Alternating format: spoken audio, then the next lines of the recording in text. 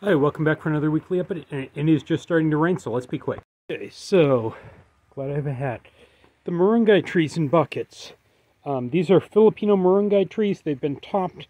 They grew last year, and it looks like nothing here survived the winter. There is no new growth on that at all.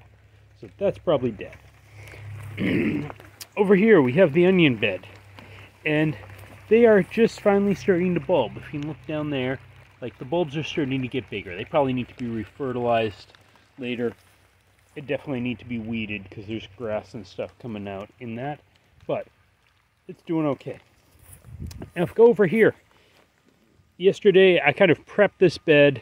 I need to run a rake over it and just kind of flatten out all the dirt there. And take another pass over pulling the weeds. But this is probably going to be beans very soon. Now over here, this next bed was Thai chili peppers. In theory, these could be overwintered. Honestly, I don't see any new growth. I think they're completely dead. So once my Thai chili seedlings come up, we're just going to replace all of this. Over here, this is kind of my leftover bed. I ran a tiller over it yesterday to kind of kill some of the weeds. Probably need to do that again later, a little more thoroughly, and rake it down flat. But that one is looking good. I'm not exactly sure what I'm going to plant in it. That's just going to be leftovers, whatever's growing. And weeded out that bed closest to the house, which is going to be tomatoes soon. And we'll see the tomatoes inside.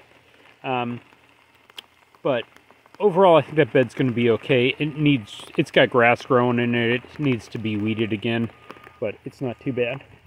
Now let's go over here and take a look. Trip at the moringa tree. Not moringa, calamansi tree. I suspect this tree is completely dead, but I'm not sure. So we're just going to leave that alone for now and see if anything pops up. I'm pretty sure that's all dead, though. This makes me wonder if that might be part of the calamansi tree or not. We might have new growth coming from below. Okay. And that's enough for getting wet. Let's go inside and look at the fun stuff. First, I forgot about this. One of my chard plants survived the winter and is growing again. Actually, no, that's a weed. Actually, I'm not sure what that is. I'll find out later. But one of the chard plants survived the winter. And as you can see, this bed desperately needs the weeds pulled out of it, and I just haven't got there. And inside here, we've got the beginning of the seed start. These have been growing for about 2 weeks. I've got some determinate Roma tomatoes, and they're coming up. They need to be watered again. I don't know why. Those are kind of a little light colored. I put 3 seeds in each of these because determinate Roma tomatoes I've got plenty of seeds for.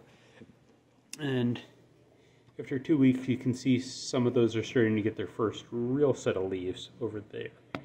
And some of them are not looking too good. I need to water these today. And over here, these are chili laboyo from the Philippines. My wife managed to bring back the seeds.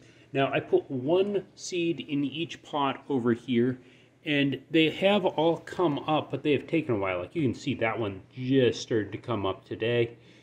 Most of these took about 2 weeks to pop up.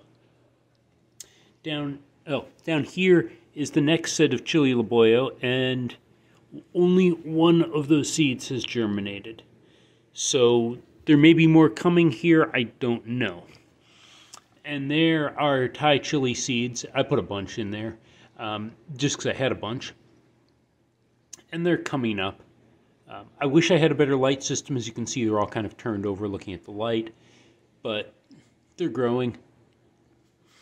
And down here, I kind of have the interesting one. This is potentially mustard trees. My wife had to get some mustard seed for a Sabbath school demonstration, and I just had a bunch, so I just planted a bunch. I figure I'm going to thin that down and put it outside later. I have no idea how big those are going to go, supposedly they get really big because they're kind of used as an example of what faith can do. And we'll see how those go. So for where I am in zone 8, well, it used to be 8B, now it's 9A. I'm definitely very late on getting my seeds started because those only went in a couple weeks ago. On the other hand, if you're up north in one of those kind of Yankee areas, it's probably a good time now to start your seeds. Anyways, have fun. I don't know what to say for the exit here, but see y'all next week.